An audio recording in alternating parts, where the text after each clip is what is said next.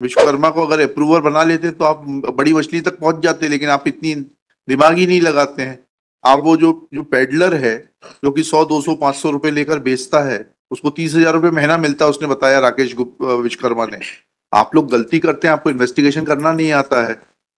राकेश को अप्रूवर बनाते, वो बताता कि ये मैं जो है घोस्ट ऑथर हूँ इस एग्रीमेंट का। आप बड़ी मछली को पकड़ना नहीं चाहते क्योंकि वो आपकी सेवा करती है।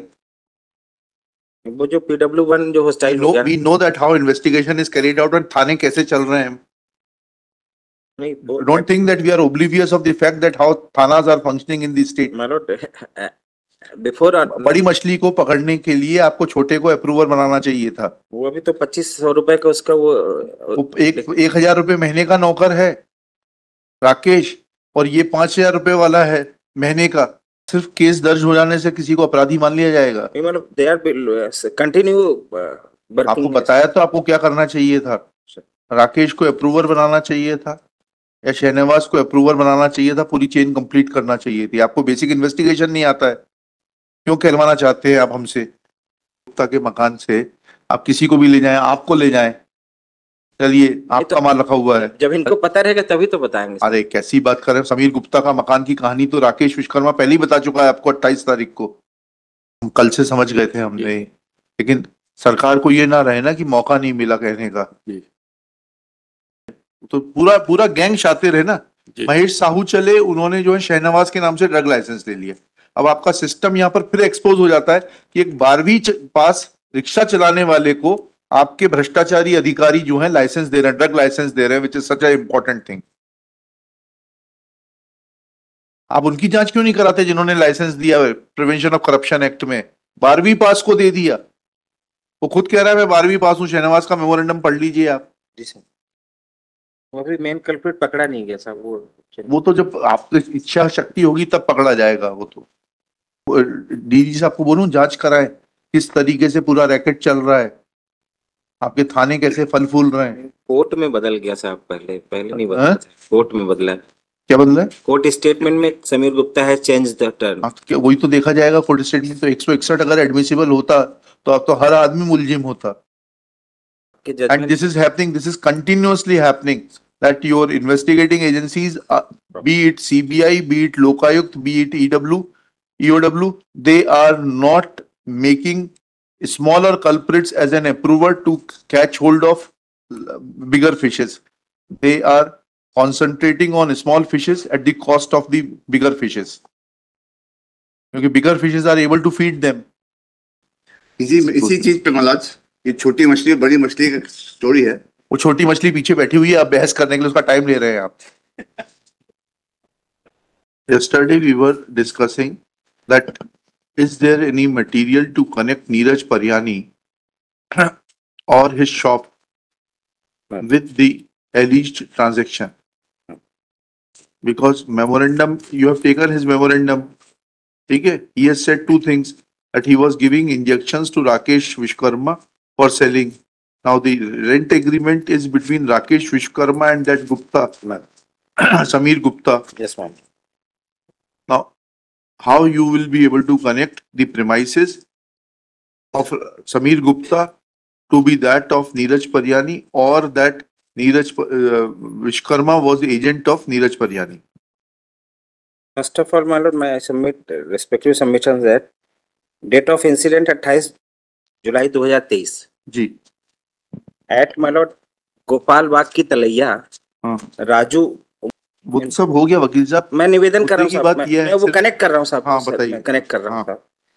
तो वो राजू राकेश उर्फ राकेश विश्वकर्मा जब पकड़े गए गोपाल बाग की तलैया में, तो उन्होंने बताया कि मेरे पास तो इतना कम माल है, इससे ज्यादा माल जो है और मकान में रखा हुआ है, मकान में रखा है, जो कि मेरे साथ जो नीरज परियानी जी हैं वो काम करते हैं, वो एज पर मेमोरेंडम। ये बात हो गई थी साहब। फिर ये जो P6 is the first memorandum Raju, and on the basis of memorandum P7 is the another memorandum. Raju ने ये कहा क्या कि मैं नीरज परियानी के घोस्ट फॉर्म में ये agreement on behalf of Neeraj Pariyani I entered into with Sameer Gupta, इतना बता हाँ, दीजिए। समीर गुप्ता के 161 का बयान में आया है साहब। 161 का बयान एडमिसिबल है एट द टाइम ऑफ, उसके बाद तो वो हॉस्टाइल हो गया समीर गुप्ता कोर्ट में। ऑन द सिर्फ नीरज परियानी के लिए हॉस्टाइल हुआ। और आपके आपके हाँ, नीरज परियानी की तो बात कर रहे हैं अभी, हम सबकी बात ही कहाँ कर रहे हैं। नहीं, पर वो एंड आपके आपके शासकीय अधिवक्ता ने उसको जो है 161 से कन्फ्रंट भी नहीं किया कि आपने 161 में ये कहा था। किया।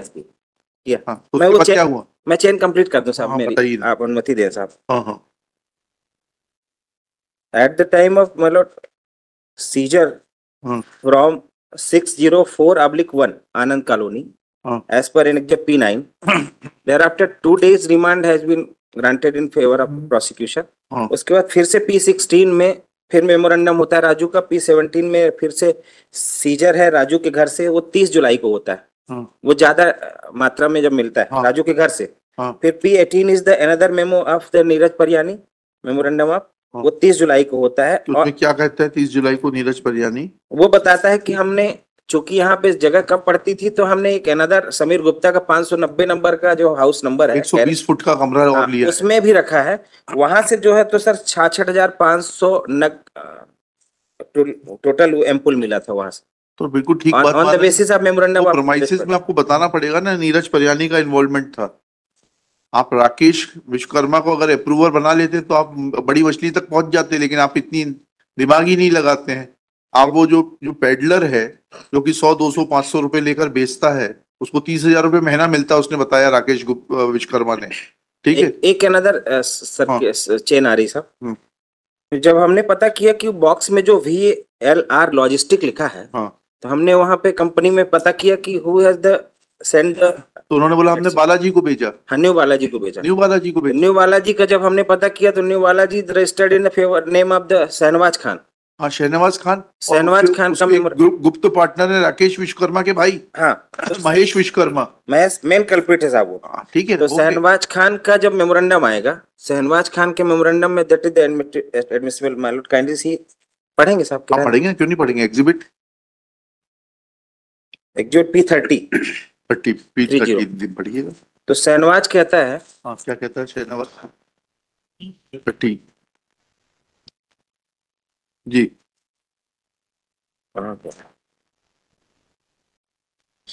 हाँ, शहनवाज कहता है मैं रिक्शा चलाता हूँ, एक मिनट साहब मिस हो रहा है।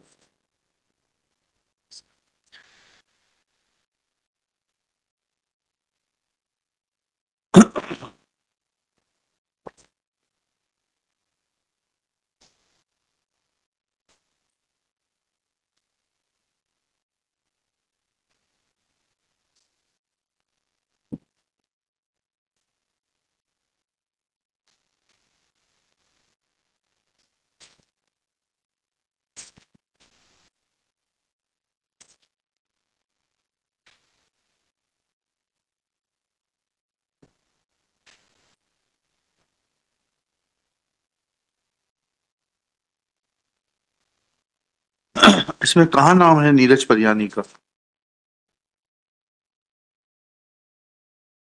हाँ, नीरज परियानी का नहीं। हम वो चेन कंप्लीट करने के लिए निवेदन कर रहा हूं। तो नीरज परियानी का नाम तो कहीं से तो लाइए। नीरज परियानी का नाम तो सिर्फ इसी बेसिस पे आ रहा था। उसके साथ कोई प्रॉपर्टी सीजर मेमो दिखाना पड़ेगा ना आपको। आप लोग गलती करते हैं, आपको इन्वेस्टिगेशन करना नहीं आता है। राकेश को अप्रूवर बनाते, वो बताता कि ये मैं जो है घोस्ट ऑथर हूँ इस एग्रीमेंट का। आप बड़ी मछली को पकड़ना नहीं चाहते क्योंकि वो आपकी सेवा करती है। वो जो PW1 जो हॉस्टाइल हो गया, we know that how investigation is carried out and थाने कैसे चल रहे हैं। नहीं, don't think that we are oblivious of the fact that how थानाs are functioning in the state।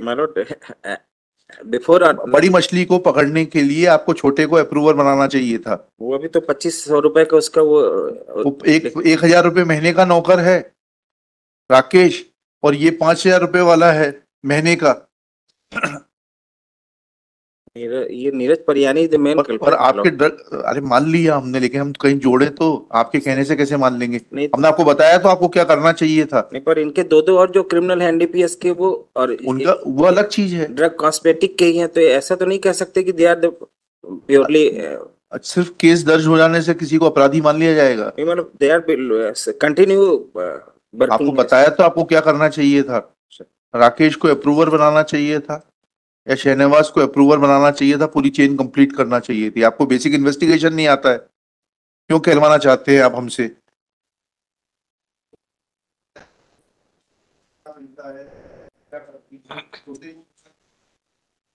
एक जजमेंट था साहब आपका कि IO is the sufficient evidence.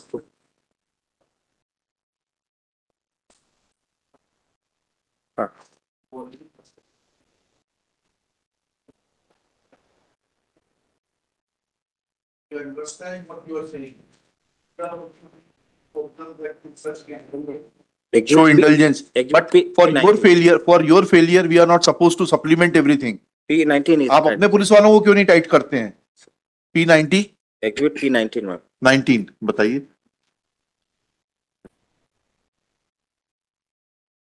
This is the last document. हाँ दिखाइए ना। अरे आप प्रयास करिए, हो सकता है सक्सेसफुल हो जाएं आप। P19 प्रॉपर्टी सीजर मेमो क्या सीज किया है आपने? डेट देखेंगे साहब, ये ऑन आफ्टर ग्रांटिंग रिमांड। हाँ ऑनरेबल ट्रायल कोर्ट हैज 7/23 को। जी साहब। हाँ, क्या जब्त किया है आपने? ये सीजर हो रहा है साहब on the basis of memorandum of the Neeraj Pariyani में। कहाँ से हो रहा है ये? समीर गुप्ता का मकान है, हाउस नंबर 5। वही बात है, समीर गुप्ता के मकान से आप किसी को भी ले जाएं, आपको ले जाएं, चलिए आपका माल रखा हुआ है। जब इनको पता रहेगा तभी तो बताएंगे। अरे कैसी बात कर रहे हैं? समीर गुप्ता का मकान की कहानी तो राकेश विश्वकर्मा पहले ही बता चुका है आपको 28 तारीख को। That is it. ऐसा नहीं है कि कोई नई डिस्कवरी हुई है इनके कहने पर। हाँ ताम्रकार साहब, आप क्या कह रहे हैं बताइए। मेमोरेंडम से के हिसाब से तो नहीं बनता साहब। वो तो हम कल से समझ गए थे हमने, लेकिन सरकार को ये ना रहे ना कि मौका नहीं मिला कहने का भाई। और तरीका क्या था वो भी हमने इनको बता दिया, ये हम बता रहे हैं इनको तरीका क्या करना चाहिए था। राकेश ने पहले ही बता दिया कि उसके मकान में रखा है, तो फिर ये तो भाई कोई नई डिस्कवरी होती जी, राकेश ने नहीं बताया होता तब हो जाता, बिल्कुल हो जाता कि राकेश ने ऑलरेडी बता दिया हमने एक मकान किराए पे ले रखा है, और ये राकेश से ये नहीं कहलवा पाए कि मैं जो है उसके लिए काम करता हूँ नीरज परियानी के लिए, और जो है उसके कहने पर ये मकान किराए पे लिया है। तो पूरा गैंग शातिर है ना। महेश साहू चले, उन्होंने जो है शहनवाज के नाम से ड्रग लाइसेंस ले लिया। अब आपका सिस्टम यहाँ पर फिर एक्सपोज हो जाता है कि एक 12वीं पास रिक्शा चलाने वाले को आपके भ्रष्टाचारी अधिकारी जो है लाइसेंस दे रहे हैं, ड्रग लाइसेंस दे रहे हैं, which is such a important thing. आप उनकी जांच क्यों नहीं कराते जिन्होंने लाइसेंस दिया है प्रिवेंशन ऑफ करप्शन एक्ट में? 12वीं पास को दे दिया।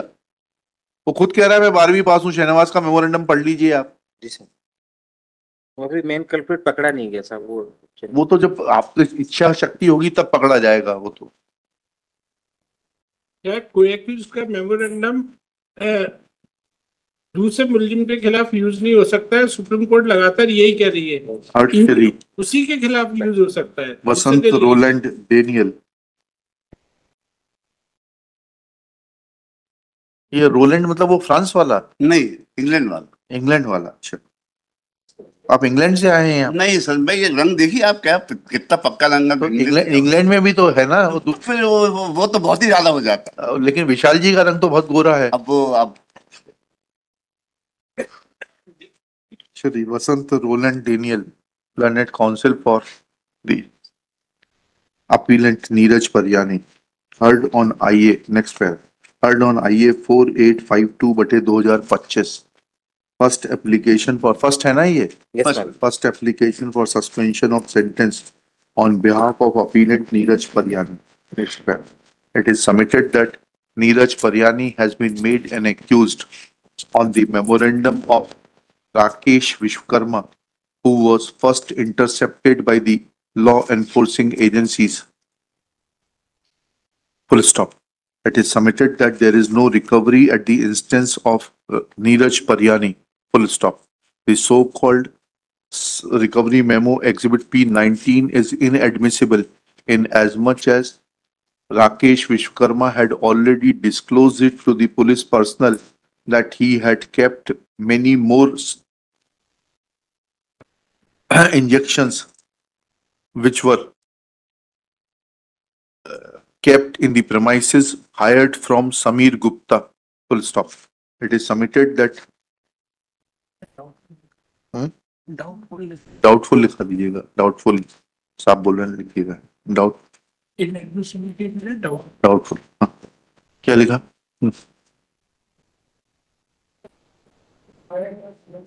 Hired from Samir Gupta by Rakesh Vishwakarma.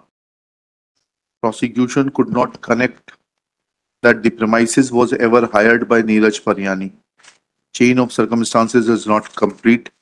Recovery made at the instance of the appellant after 2 days of disclosure of the details of the premises of Samir Gupta by Rakesh Vishwakarma is doubtful. He is innocent. Next, Shri Manas Mani Verma submits that the chain of circumstances point out towards the guilt of Neeraj Paryani. Full stop. Rakesh Vishwakarma being intercepted on 28/7/2023 admitted that he was working for Neeraj Paryani. Full stop. At his instance, such objectionable material was recovered from the premises of Samir Gupta, for which there exists a rent agreement between Samir Gupta and Rakesh Vishwakarma. Full stop. It is thus submitted that Neeraj Paryani is, since having 2 more criminal antecedents of NDPS case, he is directly connected with the matter, and any indulgence will be against the interest of the law enforcing agencies. Next.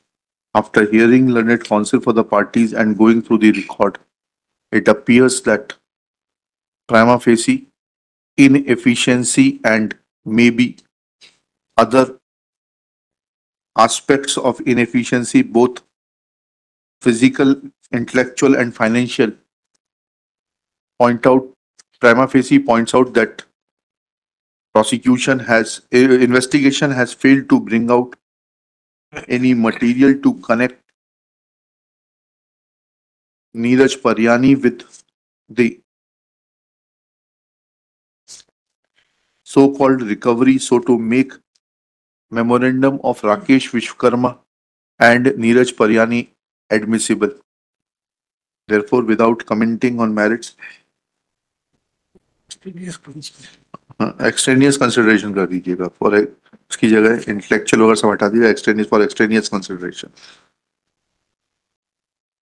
क्या बोलना आप SP साहब को, DG साहब को बोलूं जांच कराएं किस तरीके से पूरा रैकेट चल रहा है, आपके थाने कैसे फल फूल रहे हैं? कोर्ट में बदल गया साहब, पहले नहीं बदला, कोर्ट में बदला है। क्या बदला है? कोर्ट स्टेटमेंट में समीर गुप्ता है चेंज द टर्म। क्या वही तो देखा जाएगा कोर्ट स्टेटमेंट। तो 161 अगर एडमिसिबल होता तो अब तो हर आदमी मुलजिम होता। बात बदलता तो पिटता नहीं। उसका तरीका भी तो आपको बताया था हमने कि क्या करना चाहिए था आपको। आपके And this is happening, this is continuously happening, that your investigating agencies, be it CBI, be it Lokayukt, be it EOW, they are not making smaller culprits as an approver to catch hold of bigger fishes. They are concentrating on small fishes at the cost of the bigger fishes. Because bigger fishes are able to feed them. चलिए।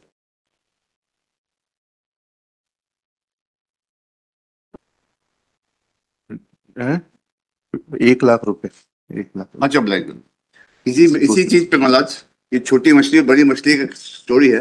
वो छोटी मछली पीछे बैठी हुई है, आप बहस करने के लिए उसका टाइम ले रहे हैं आप।